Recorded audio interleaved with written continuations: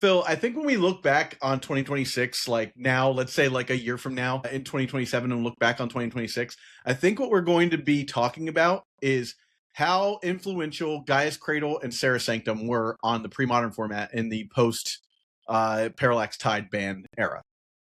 Yeah, Gaia's Cradle has sort of been in that space, and then for a while, like we've known that Gaia's Cradle is really busted. And Serra Sanctum is busted, but it's only in one deck. Yeah. And well, I think when you posed the idea of this episode, I was like, yeah, it's true. Serra Sanctum has to an extent be underrepresented compared to its power level. But like, where else would you put it outside of Enchantress? Like, it's asking. Yeah, well, I think that Enchantress. I think so. So here's my. I just want to give everybody like a scope of what the play pattern looks like for either one of these cards. Is both of them are in decks that have some kind of a draw engine that gets you a bunch of extra cards in your hand, right? The cards that you're casting are almost completely whatever. It doesn't even matter. Like 9 out of 10, for Enchantress, it's like, here's another Enchantress presence, or here's another Argothian Enchantress, right? Like you're just continually putting out more cards that draw you more cards. And the only bottleneck to that play experience is the amount of mana that you have access to deploy these cards from your hand, right? And in a situation where you have access to cards like Crop Rotation and Serra Sanctum, to be able to be like, okay, like I don't even have to wait another turn to get the extra mana. Like I'm just going to do the thing, and now the new one's in, right? I think that when you're in situations where you can find that card and just continue going and continue drawing cards and continue putting things down, and eventually get to the point where you win the game, like no amount of counter magic can stop that. Wasteland isn't gonna affect that too heavily most of the time because they're playing 4 of them. So like, and with like land tutors, like again, like Crop Rotation, like if your opponent is like, oh, I'm gonna Wasteland your Serra Sanctum and you Crop Rotate it, the game's over. Like that's just a play pattern that completely ends the game. But I took this as attack in the post banning of Tide, because I had this experience where I played against Enchantress, which I hadn't played against much during Eternal Week in Europe. I sat down against an opponent and I was like, oh, I'll just counter their opalescences and counter their replenishes and I'll be fine. I'm playing Psychotog. Who cares? Like, I don't worry about this deck, right? And the dude just drew so many cards over the course of like 4 turns that it didn't matter how many counter spells I had. I didn't have the mana to deploy those counterspells, one, against the opponent, and on top of that, replenishes. This is part of Replenish. Is like you can counter it, but it's the opalescence is still going to come back. I just think that these are cards that we should be keeping our eye on as far as like power outliers in the format. I'm not saying you got to ban them or anything like that yet, but I think that these cards are going to define the metagame. And I think a lot of people would be like, it's Replenish that is the problematic card, or it's Parallax Wave that is the problematic card in Enchantress. I'm saying that the card that's going to be the most influential and quote-unquote problematic card is going to be Serra Sanctum. And vice versa, when we look at Elves, one of the main decks that's playing Gaia's Cradle, I think it's the same thing. You would first look to be like, oh, it's Survival of the Fittest that's going to be the problem. But I think Survival of the Fittest is pretty fair in a normal match where you don't have access to quote unquote infinite amount of mana based on the number of like Wall of Blossoms and Mana Dorks you have in play generating you mana already. That's the opposite experience that I've had when I sit across from Survival of the Fittest. I've won Survival of the Fittest plus 3 mana has totally circumvented a game that seemed unlosable to a game that seems entirely unwinnable. I agree, though, that the weight that Serra Sanctum could have is underappreciated at the moment. And I think that the thing that I've been thinking about more, especially with the episode that we talked about, the banning of Parallax Tide, was I made the remark that like, all of the Gaia's Cradle Elves lists, like, haven't reached their full potential yet because at some point you just want to get to maxing out your access to Gaia's Cradle. And so Crop Rotation just becomes the place to go. And so like once you get to a bunch of Crop Rotations plus the Gaia's Cradles, that's when you're actually going to see the full potential, because just having more access to Gaia's Cradle and multiple Gaia's Cradles in a turn is when you can have like your most explosive positions that like are totally uncompatible from the opponent. And the same thing with Serra Sanctum. I think that like, especially with everybody talking about like Ponza picking back up and like just general land destruction, it's like, okay, I'm going to blow out your Stone Rain with a Crop Rot. But also in Enchantress, and like, okay, everybody's gunning for Enchantress, but if you can like another shuffle effect, another instant speed shuffle effect with your Mirror's Guiles is just Crop Rot for any of the like Serra Sanctums in your deck or any other like land that you might want to include. Like, I mean, I've seen people crop rot for layers to pick up lands in response to like wastelands and things. I've seen like a bunch of utility lands that you can bring into play, like end step crop rotation for a man land that can then like get in for the last points of damage. So it's like turning crop rot into effectively a burn spell. There's just like so much utility that even with the limited number of lands that we have in Premodern, that crop rot is, I think, like when you're like, yeah, I think we should do a Gaia's Cradle Serra Sanctum episode. I'm like, I think really what that means is we should do a crop rot episode. Did you know that 3-for-1 Trading also buys trading cards? They buy every Magic card in collections of all sizes, from a few cards to massive six-figure collections. Just tell them what you'd like to sell and receive a fast, non-binding offer. You can sell from anywhere in the world, ship your cards securely, have them picked up by a courier, or for very large collections, arrange a personal visit in your hometown. Curious? Visit 3for1.gg/sell-ed to learn more and start selling your cards. That's the numbers 3for1.gg/sell-ed. Yeah. Well, I mean, so it bears mentioning. Enchantress isn't really playing crop rotation right now. I was looking at a bunch of decks to just double check, but that is a play pattern that like that can happen. But it doesn't need to happen, Phil. You don't need to like continue to re-up on like have that one giant like insane turn. Every turn that you get to untap, that you're still alive, that you get to untap and gain like 15 mana off of like play a Serra Sanctum, tap a Serra Sanctum for like 5 or 10 mana, right? And then play a bunch of stuff, and then play another Serra Sanctum, and then play a bunch more stuff off of that Serra Sanctum. Every time you get to do that just one time, you're basically jamming like 3 extra turns down your opponent's throat. And if you can do that, you'll eventually get to a point where you've outpaced any counterspell deck. You know, well, that's what happened. That's what happened at LobsterCon last year. Yeah, it was Dreadnought versus Enchantress, and it was open deck list in the top 8. And so the Dreadnought player knew how many cards needed to be countered to make it so that the Enchantress player couldn't win anymore. And so what ended up happening was the Enchantress player just like got to a position where they could cast literally all of them in a single turn. And then there wasn't enough mana to, as you said, to deploy all of the counter magic to do all of those things. And so that was it. Yeah, and they're that playing, was known, you know, like sitting down at the table. Like the players knew that was the interaction that had to happen, and it was a race of can I get enough mana to deploy all this counter magic versus the point where you can just deploy all of your ways to win the game all at once. Yeah, and that deck is already playing. You know, you got 3 Swords to Plowshares in that deck already. You've got the Parallax Wave. Like if you just cast Wave, they have to counter it. That Wave doesn't even win you the game, and it's not like the worst thing in the world for your opponent to counter it. But if you put Wave down and you're not even doing anything unfair with it against Dreadnought, you're just like buying a lot of time, you know? And not to mention that when the Dreadnought comes back in, they have to do the enter the battlefield effect to it too. So that's like its own like whole thing as well. But I think that particular matchup it's interesting because the Enchantress player knows what they're doing and can survive the first like 3 or 4 turns. Like there's an inevitability there that's like it doesn't matter if you get a 12-12 out against me. I'm either going to get rid of it or I'm going to exile it, right? Like I'm either going to swords it or I'm going to wave it, and it's not going to be a big deal. Or maybe I'll solitary confinement and again not care that much. Yeah, I was thinking like there's the way that people combat Enchantress is like through tranquil domains and like other mass enchantment removal and harmonic convergence, my friends. Harmonic convergence. You know that? Do you know that one? Is that the sorcery speed one that costs double and does worse? It's instant speed. This is from Urza's Legacy. Instant speed, 2 and a green. Return all enchantments to the top of their opponent's deck, of their owner's deck. I think that's exactly where Enchantress wants them to be, so they can just draw them again. But if they're all on there, including all your draw spells, right? Like once they've deployed everything, and you're just like, bloop, do all that work over again. You know? Yeah, do all that work, but they're so good at doing all that work. They are. That was the way to replenish back in the day. Is you would just be like, okay, like if you're going to put all these things out, then I will cast Harmonic Convergence. This is before you could like tide wave people out of the game, so a little bit different than it is now. But that Harmonic Convergence is a really interesting sideboard card that can really get people. Bro, the most expensive enchantment that you can cast in Premodern, just off of Serra Sanctum, Transcendence.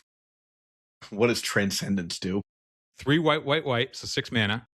It's an enchantment that says you don't lose life for having 0 or less life. Sweet. Okay. And then it says When you have 20 or more life, you lose the game. So don't have 20 or more life. All right. And then it doesn't like whenever you take damage, you gain life or something. It says whenever you lose life, you gain 2 life for each 1 life you lost. Okay, so that's you gotta be careful then. Yeah, but what if you need? Then what you need is a sulfuric vortex. Yeah, so see, we're just reinventing Enchantress over here. You're a sulfuric vortex like, transcendence. It would like you would take the damage, but you wouldn't get. You can't gain life. Yeah, you can't gain life. Wow, that's a hard lock. Now we're talking. Dude. You just need 3 white. You need 5 white, red. Easy. Yeah, I mean, but that's why Replenish comes in, man. That's dude. That's you can just replenish that back. Did we just rebuild the Replenish? We just rebuilt the deck is solved, guys. We just did it again. You can't lose. Put with your and then you need Sterling Grove, so they can't target. A couple of Sterling Groves, untouchable. But then they'll just be like, whatever, Tranquil Domain you. You're like, I'll be on my Naya Naya Enchantress deck. Man, you would think that with Transcendence, the domain would already be tranquil, but yeah, nah, flavorfully, nah. I just want to look at Elves because basically the way Elves does the card draw thing is like between Wirewood Symbiote and Multani's Acolyte, they're gaining the extra thing, and then like of course Squee with Survival of the Fittest gaining an extra card every turn that way too, and then. You know, you just get to a point where you're like anger, and then I swing over top of you. Most of these decks aren't even playing like what's the guy that pumps all the elves. You don't need that. Like they're just swinging in with a bunch of 1/1s, B2/2s. Dude, at what point can we like? So you know how like my personality, I just really want to put angels into play. Like that's my vibe. It's just like big in-game angels. What if off of Serra Sanctum? All right, I'm sleeving up Serra Sanctum. I can put in Opal Archangels, dude. Opal Archangel. Okay, tell me what is it? I forget. It's one of the sleep, like a sleep. Yeah, it's the sleeper. It's the sleep enchantments. Yeah, it's 4 and a white. It's 5 mana. When one of your opponents successfully casts a creature spell, if Opal Archangel is an enchantment, it becomes a 5/5 creature with flying that counts as an angel, and it has vigilance. You paid 5 mana for a 5/5 flyer that with might vigilance. Not come into play with vigilance, bro. I was like, it's wild how much better Hibben Gibbons is. You know? Attacks and blocks, bro. In times of financial uncertainty, how can you stay on track? Call someone who's invested in your success. Nick Ropp, your Edward Jones financial advisor and certified financial planner, is here to help you. He will work to build a complete picture of your financial life, including your unique goals and passions, so he can help you achieve what's most important to you. Call Nick Ropp at 314-377-9524 or email nicholas.ropp@edwardjones.com to schedule an appointment today. That's 314-377-9524 or email nicholas.roupp@edwardjones.com. Edward Jones member, SIPC. Yeah, it's just funny that like it's like I paid 5 mana. Like I have to have you understand something, Phil. What Magic looked like during this era. They didn't reprint Serra Angel into Standard at that time because Serra Angel was so good. It was like an auto include into every white weenie deck or any mid range. Like mid range wasn't even a thing. You just played the best creatures you could. And Serra Angel was like a 4 in every deck that could support the white mana, right?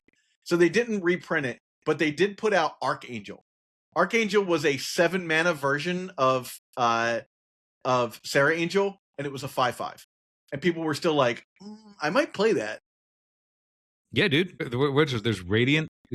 No, just Archangel. Just the card was just called Archangel. The art is awesome. I should find it real fast. Dude, I miss the old Angel artwork. Like all that old Angel artwork is just the best. So amazing. Let me find it real fast because I think people need to see Archangel. Some of the cooler art back in the day. It was one of those things. I think this was a card that came out in Visions. Dude, yeah, it was a Visions card.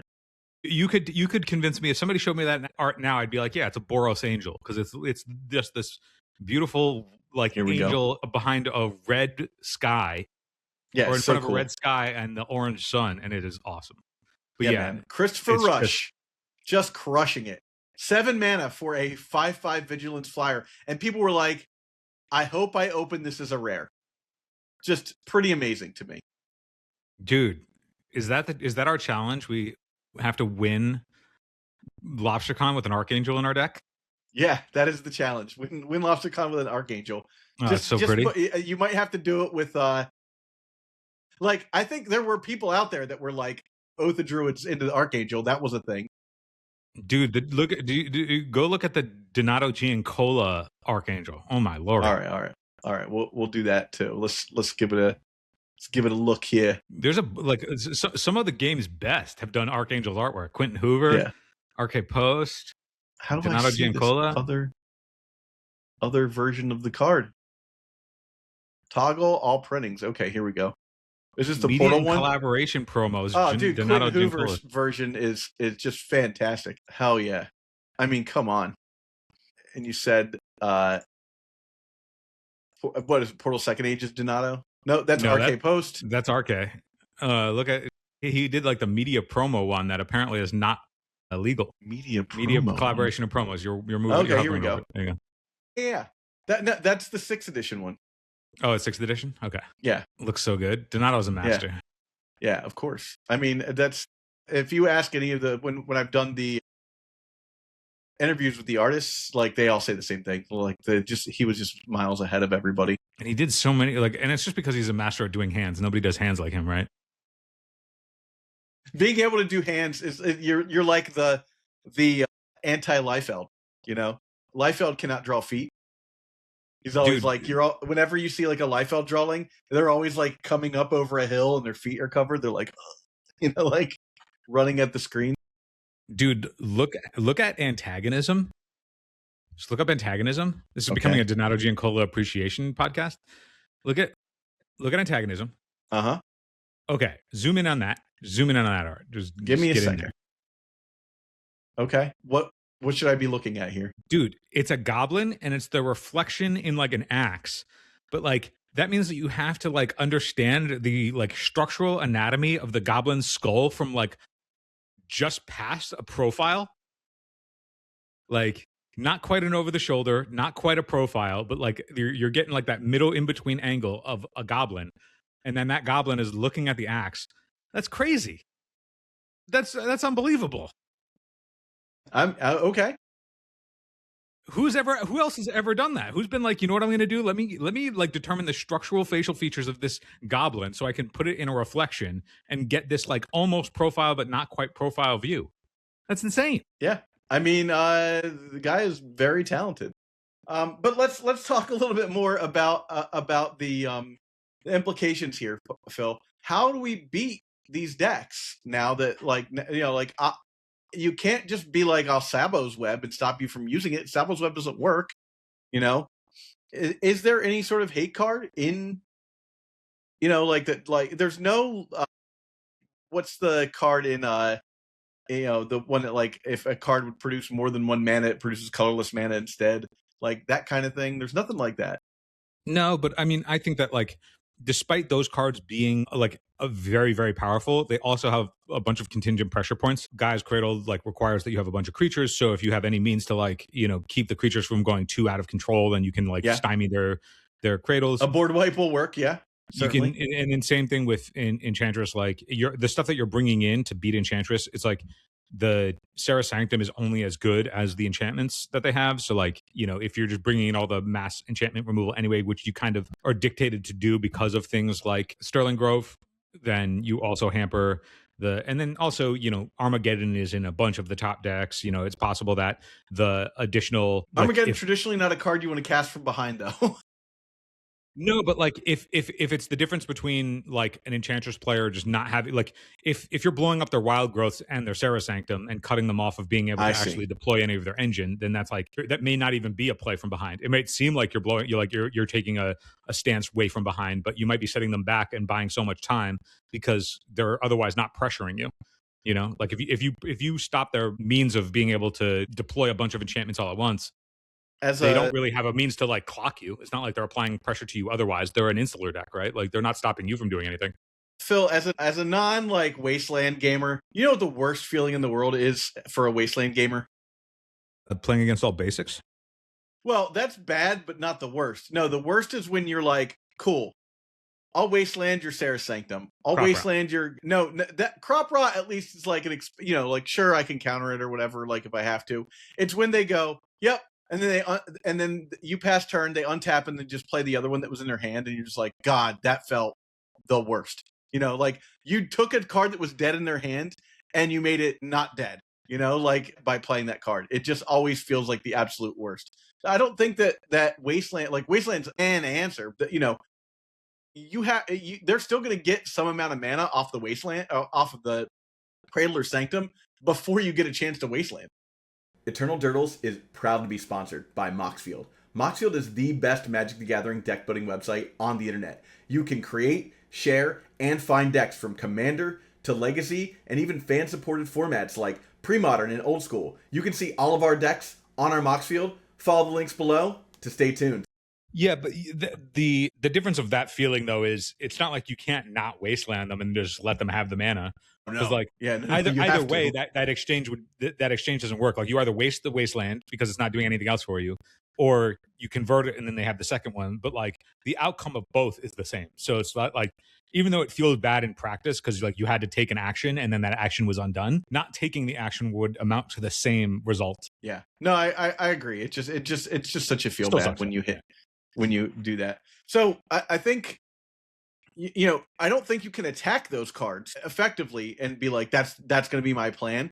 Like the deck is good. Both decks are really good because they're resilient against that sort of hate. And because of their card advantage engines, they're good against a lot of other hate too. Like it's hard to spot removal in Elves deck because, unless you hit the Wirewood Symbiote, like, which is not the value card 9 times out of 10, they're bouncing it if you hit anything but the Wirewood Symbiote. So you got to deal with Wirewood Symbiote first. We don't have Pithing Needle in this format, so you can't like name. You have Curse. You have Curse Totem. Curse Totem is good, but that doesn't stop the enchantment situation, right? Like the other. It's the other close. Side. It does stop. Curse Totem's great. I think Curse Totem is like the best thing you can do again. Like especially if you're like a control deck that like doesn't play creatures. Like Curse Totem is super sick. Like I play a Curse Totem main deck in my Stasis deck just because like you don't want them to have access to mana dorks. You don't want them to use their Skirk Prospector to like continue to be in the game. Like just it shuts off Tog. Like it does. Curse Totem is actually a card that I think does so much and is kind of underrated. I'm glad they reprinted it. I really wish that Null Rod was not on the reserve list because that's another card that not in this context, but like needs to be in almost every sideboard as an option at least in your like your what do they call it? Batman's villain thing. The villain. Damn it, I forgot what that's called. Villain thing. No, Batman has a rogues gallery in your rogues gallery of sideboard cards. I also like, I don't know if anybody else has this experience, but whenever I play Premodern and Paper at big events, man, do the mud players show up. Like the people who love mud love it. Yo, they're it's like the only thing I'm ever doing for the rest of forever. And it's a good, like, it's actually a pretty good deck. It's just very underplayed. Dude, it's a good deck in that if you don't have, like, if you're not bolting them because they're playing Ancient Tombs and you're not otherwise applying like a ton of pressure, you just never get off the ground because they're the mana asymmetry that deck produces. And then the whole function of their deck is to lock down you from ever being able to cast spells. So they just like further that asymmetry. So like, what's great against Elves? You know what's great against Elves, Phil? Wildfire. Yeah, dude. So Wildfire. People should play Wildfire. That is to say, if I myself am not reliant on an artifact, which is rare these days because I love me some Scroll Rack, but if I'm not reliant on an artifact, you best believe that like you got to have your no rods because the players who play mud, I'm going to war with the players who play mud. Like I can't. That's on my list. I'm writing down some things here. One, I want to play a league where I build Wildfire and just see if that's a deck you can get away with, especially in an age where like people are kind of not on the like, oh, did I just lose 4 lands anymore stage of their life? Like Wildfire does that. And then I think we should go back. And this is something I want to do for people who've already paid for our deck list is go back, update our sideboard guides for those. Anybody who's bought one of those sideboard guides, I'll just send them to like update to the sideboard guide. But that way we can, basically offer that as a new thing for people to check out because we have like 6 or 7 like different decks with sideboard guides, and I want to get like 6 or 7 more by the time that we were doing one a week for a while, but like it's just hard to keep up with. By the time that LobsterCon comes around, I'd like to do that. I think that would be, and it's a new world without be, Tide. Yeah, exactly. That's why I think you should do it, because Tide was in the calculation. It took up several slots in every sideboard, so like going back and just like tweaking all the sideboards to not have to deal with Tide, and then adding, you know, whatever other deck as your 12th deck to those guides would be interesting. But I don't know. What do you guys think? How are you going to be dealing with Elves and with Enchantress going forward? Because I think those are two decks that are going to definitely be rising up in the stock market that is. And for Premodern. For you sickos, send us the deck where you're playing both Gaea's Cradle and Serra Sanctum. Hell yeah! Also, so this will come out sometime next week, but I think MTG Banding, Phil Wynn just put up the reactions that we put up to the banning of Parallax Tide. He has me, Dave Kaplan, Lanny, Mike Flores, Martin Berlin in this article as well, all chiming in, talking about the impact of the banning and some other opinions that we have in the post-banning world. So very interesting read. I got a chance to read it a little bit early, but it should be out later this afternoon on Tuesday. So you should definitely be able to get it now, which I think you're probably seeing this on Monday the next week. With that said, I want to remind everybody that if you want to write about Premodern, you can always hit up Force of Phil on any of our platforms. He will help you create an article for the eternaldurdles.com webpage. And if you want to support us, you can go to patreon.com/eternaldurdles, and you can also purchase those sideboard guides. Like I said, especially if somebody's like, hey, I will purchase a sideboard guide if you update this, we'll get on it. With that said, thanks everybody for watching, and we will catch you on the flip. Hey everybody, thanks for watching, and if you have a moment, please subscribe to the show and like the video. That goes a long way to helping support the Premodern and legacy content ecosystem that we've created here. Also, do us a favor and join us at patreon.com/eternaldurdles. We've separated the tiers, so if you join the Durdle Maniacs tier, you'll get only Magic content, the same great content that you've always enjoyed. And if you'd like both our Magic content and our Sorcery content, you can join us at the Magicians tier and get both. Thanks so much for watching. We'll catch you on the next one.